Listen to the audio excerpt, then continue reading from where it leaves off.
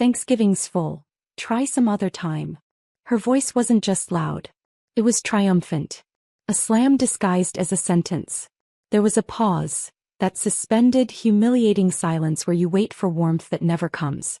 I let my breath catch like grief snagging on a nail inside my ribs. And then I answered the way a forgotten child learns to survive. No worries. Those two words tasted like metal. Like biting down on your own tongue so you don't bleed in public. Hi everyone. My name is Celine. And if I sound calm, it's because heartbreak trains you. I don't scream anymore. I don't beg. I just observe, remember, and rise. My family thinks silence means weakness. They never understood that sometimes silence is a storm sharpening its teeth. They've always been like this, loving loudly in public, rationing affection in private like it's gold, and I was born bankrupt. Holidays were never tables, they were scoreboards. Who's more successful? Who brought the fancier wine? Who disappointed them this year? Me. I was always the one who made them shift the play settings and pretend they didn't forget I existed. But this year was different. This year their enthusiasm sounded like eviction. And my no worries wasn't submission. It was ignition. I didn't tell them the truth. That while they were guarding a dining table they thought made them superior. I had already built a life they couldn't imagine. A life with space. With sky. With dignity. A $6 million ranch in Montana, where snow rests soft as mercy and the land listens when you breathe. A place where solitude feels sacred, not punished. And I knew in that moment, if my family had no room for me at their table, I would create a table long enough for strangers, wide enough for the broken, warm enough for the forgotten. I wasn't going to cry this Thanksgiving. I was going to feed hearts they ignore, and mine first. My mother hung up thinking she shut me out. She didn't know she just opened a door. One she could never close again. And the first seat I prepared was for the girl they never thought would stand. When a door closes loudly enough, it echoes. Not just in your ears, in your bones. I stared at my phone, screen black, reflection sharp like truth. And I whispered to the girl inside it. Not this year.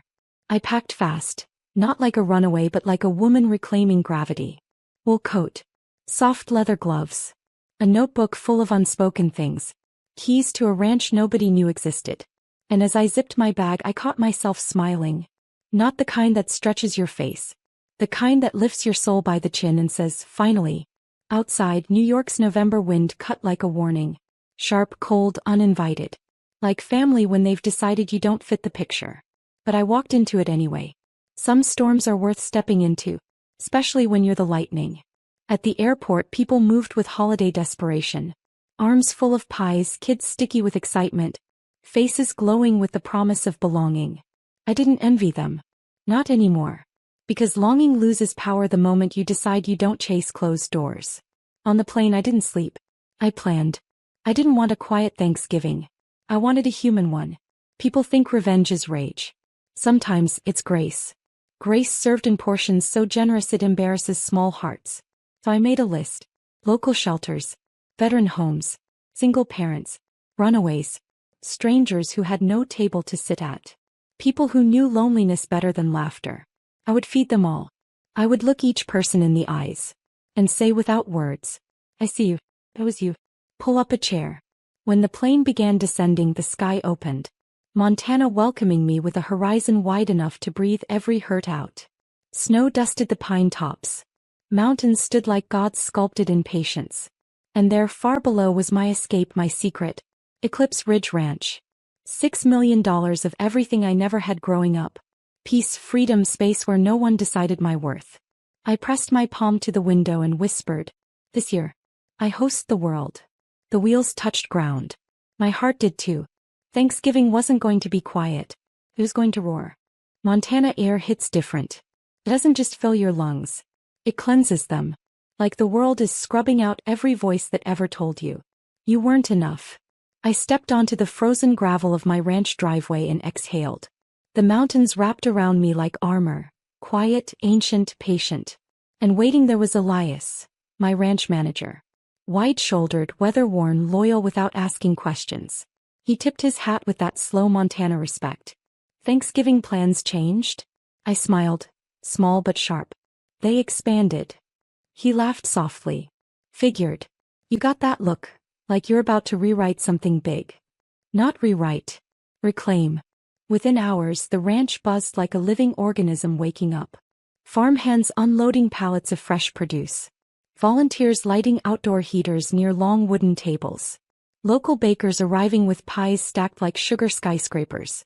A butcher delivering turkeys big enough to silence the word small. Word travels differently in small towns. Quietly at first, then all at once. Widows who hadn't been invited anywhere in years. Foster teens with nowhere to go. Veterans who carried silence heavier than medals. A single mother wiping her eyes, holding 2 toddlers like armor. They didn't ask why I was doing it. They didn't need to. Sometimes the most broken hearts recognize each other without a single word. Elias came up beside me, wiping frost from his gloves. You sure you want to host 200 strangers? Your parents ain't gonna like the publicity. I looked at the sweeping tables, candles already flickering like tiny rebellions. They didn't leave room for me. I met his eyes. So I'm building a room big enough for anyone who's ever felt that. He nodded. That's not a dinner, Celine. That's a revolution dressed as kindness. He was right. This wasn't just a meal. It was a declaration. I checked my phone. A message from Mom sat unread. No, not a message. Just a group photo. My sisters laughing, turkey on the table, chairs full, eyes shining with pride. A caption below. Family first. Interesting. Because mine was just beginning. And it was bigger than blood could ever imagine. The sun dipped early as Montana winters do. Sky turning violet, breath turning white. Hope turning real. Lanterns hung from pine branches. Fire pits crackled like memory cleansing itself. Steam curled from platters as if warmth itself was rising to greet each soul who stepped onto the ranch grounds.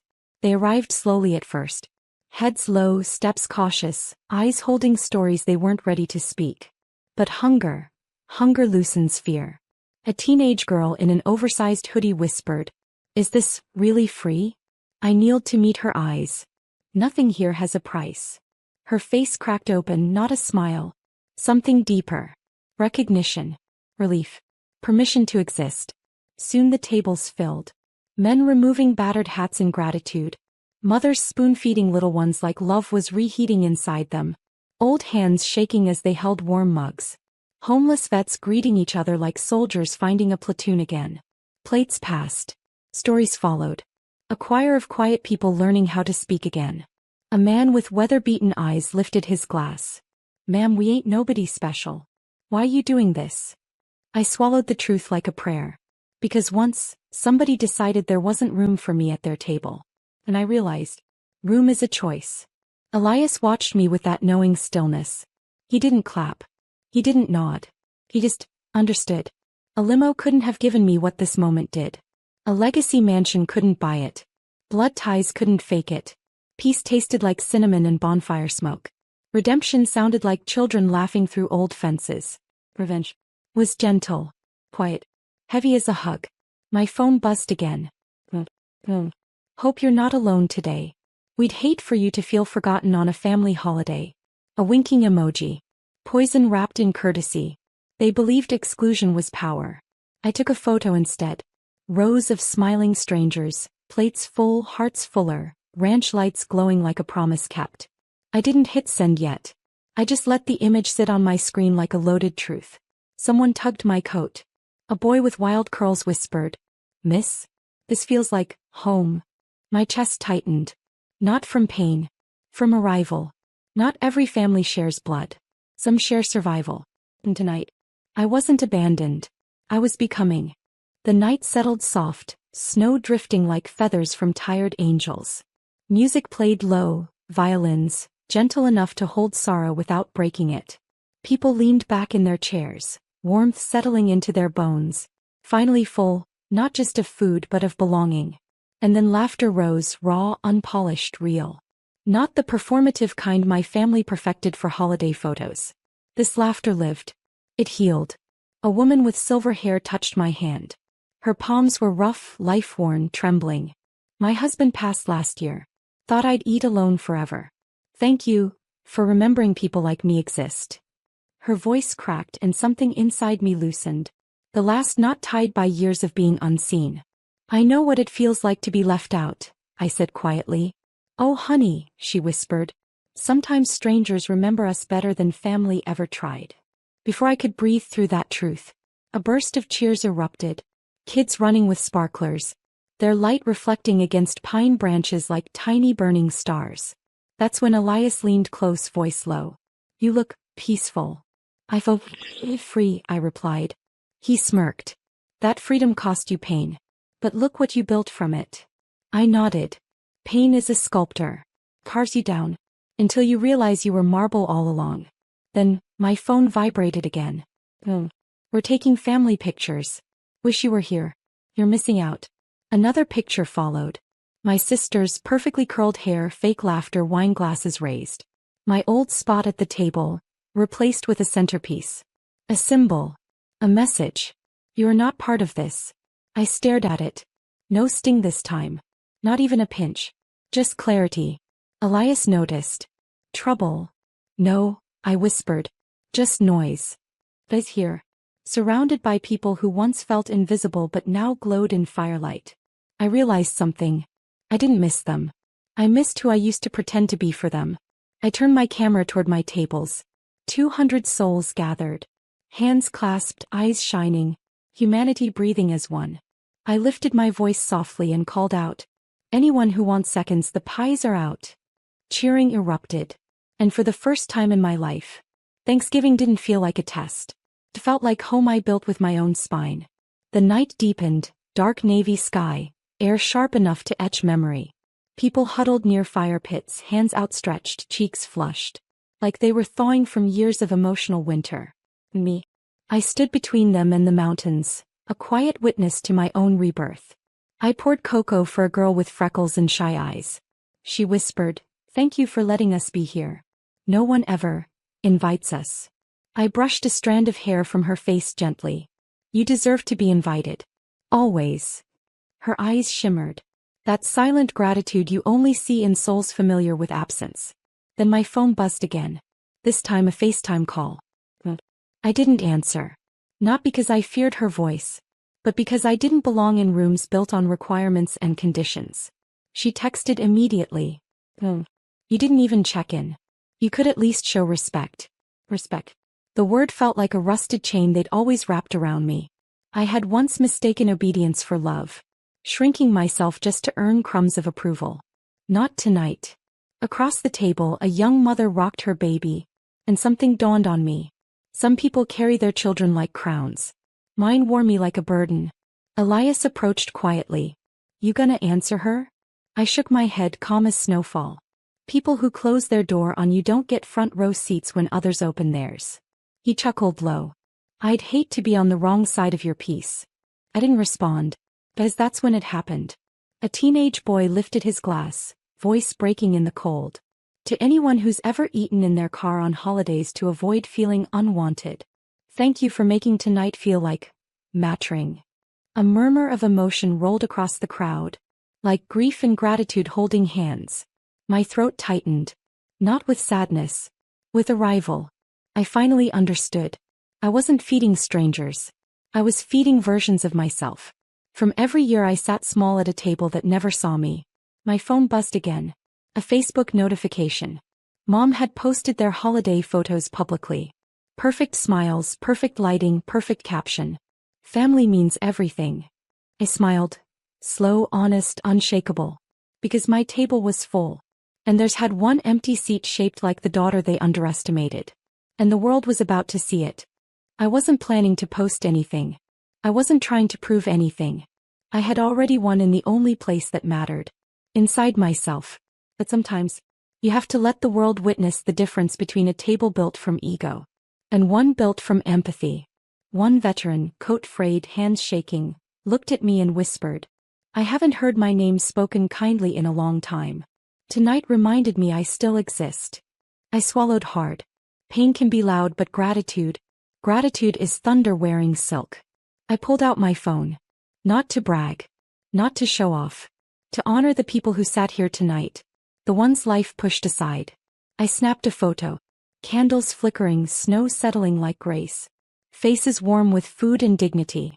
I posted it with a caption. "When one table tells you there's no space, build one that feeds everyone who ever felt forgotten." 5 minutes later, my phone started buzzing like a hive shaken awake. Comments, messages, shares exploding, strangers writing. I've eaten holidays alone too. Thank you for doing what families fail to. This made me cry.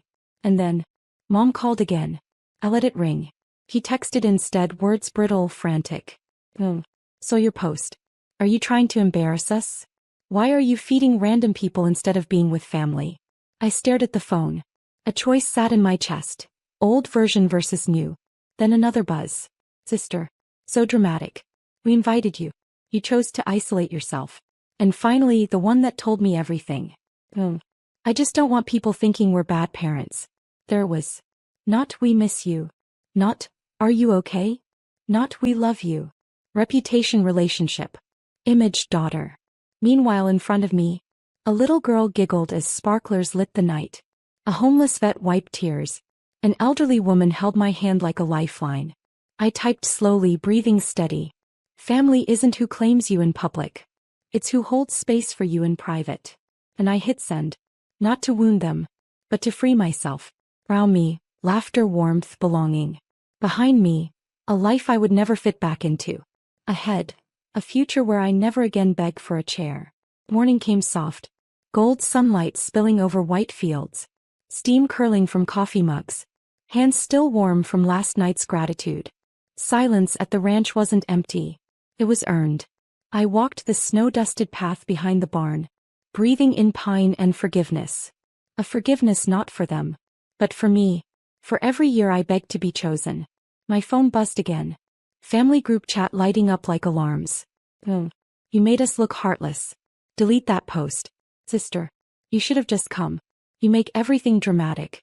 Then, a voice memo from Mom. I pressed play. A strained tone brittle with embarrassment. Celine, family matters. And you don't turn your back just because you feel left out. We are your blood. I stood there, wind brushing my hair, and for the first time, I felt nothing heavy. No ache. No hunger for their approval. Blood is biology. Family is behavior. I typed slowly. Not angry, not shaking. Just clear.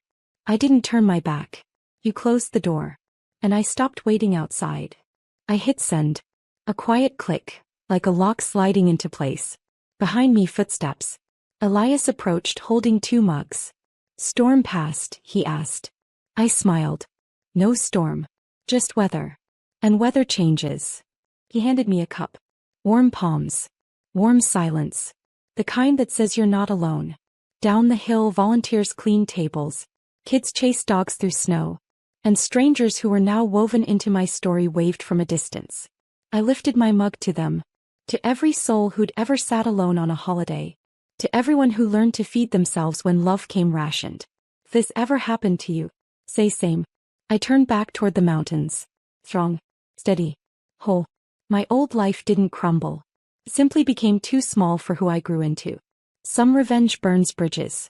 Mine built a kingdom. And in that kingdom, I fed the forgotten, healed a version of myself, and walked away without slamming a single door. Because when you truly rise, you don't shout. You arrive.